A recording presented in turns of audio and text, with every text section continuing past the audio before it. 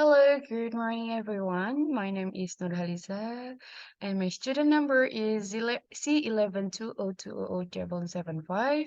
And today I will present about my journal with the title is Contrastive Analysis between English idiomatic expression and their Indonesian equivalents found in the subtitle of the movie Twilight. Let's talk about the chapter one, Introduction. The first is I'll talk about the background of the study. This research study focused on the contrastive analysis between English idiomatic expression and their Indonesian equivalents found in the subtitle of the movie Twilight. English serves as a global language for communication, and understanding idiomatic expression is a vital for effective cross-cultural communication. The significance of this research lies in its contribution to the understanding of the translation process and the challenges faced when translating idiomatic expressions. By conducting a contrastive analysis, we gain insight into the differences and similarities between English and Indonesian idiomatic expression. This analysis helps translator, of course, um, and language learning navigate the intricacies of translation idioms accurately and culturally appropriately. The reason why the researchers chose the movie Twilight as a data was because after watching the film, the researchers found that there were several dialects that use idioms so that the film could be analyzed. Then the researchers will use contrastive analysis when carrying out the translation process. Well, I will give example of the data. I mean, idiom. Example of idiom in movie tour. Like the first is the hit the sack. I will analyze using step procedure of contrastive analysis. Step one is selection. Researchers have selected data from English and Indonesian idiom. This data was selected to be the object Indonesian idiom. In English idiom, hit the sack, and Indonesian translation is pergi tidur. And step two is description. In this section, the researcher will describe idioms for English into Indonesian. For example, this is hit the sack consists three words and causes for pit plus noun sack. And in Indonesian translation, pergi tidur consists two words and consists verb pergi plus verb tidur. Well, step three is comparison. Yes. In this section, the researchers will compare the idiom data from English into Indonesian. Similarities, both are the same phrase, and the differences in English idiom, three word, and in Indonesian translation consists two word. And then also in English is idiomatic, and in Indonesian translation is non-idiomatic. And the step four is prediction. Due to the difference between English idiomatic expression Hitasek and their Indonesian equivalents per capita, Indonesian learners may have a difficulty learning problem when translating the idiom from English into Indonesian or the other way around. And step five is verification. Based on the analysis results in the prediction step, it is likely that students in Indonesian might have difficulty translating the idiomatic phrase hit the sack Indonesia into Indonesian due to the differences in the analysis result. When translating hit the sack into Bahasa Indonesia, they may translate it as pukul karung, which is incorrect. Instead of the correct translation is pergi tidur according to the meaning of the idiom.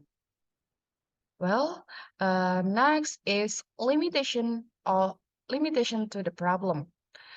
Based on the background of the study, this research on contrastive analysis between English idiomatic expression and their Indonesian equivalents found in the subtitle of the movie um, is limited to the following areas. The first is the similarities between English idiomatic expression and their Indonesian equivalents found in the movie Twilight. The second is the differences between English idiomatic expression and their Indonesian equivalents found in the movie Twilight. And the third is the predictions between English idiomatic expression and their Indonesian equivalents found in the movie Twilight. Well, next is statement of the problem. Based on the limitation of the problem, in this research entitled English Idiomatic Expression and their Indonesian equivalents found in the subtitle of the movie Twilight, the statements of the problem in this research is elaborated into the following research question. The first is what are the similarities between English idiomatic expression and their Indonesian equivalents found in the movie Twilight? And the second is what are the differences between English idiomatic expression and their Indonesian equivalents found in the movie Twilight? And the third is how the learning problem predicted based on the differences English idiomatic expression and their Indonesian equivalents found in the movie Twilight. Next is objective of the study. Based on the research question above, the objective of the study of the contrastive analysis between English idiomatic expression and their Indonesian equivalents in the subtitle of the movie Twilight is the first to find out the similarities between English idiomatic expression and their Indonesian equivalents found in the movie Twilight, and the second is to find out the differences between English idiomatic expression and their Indonesian equivalents found in the movie Twilight. And the third is to predict the learning or translation problem based on the differences between English idiomatic expression and their Indonesian equivalents found in the movie Twilight.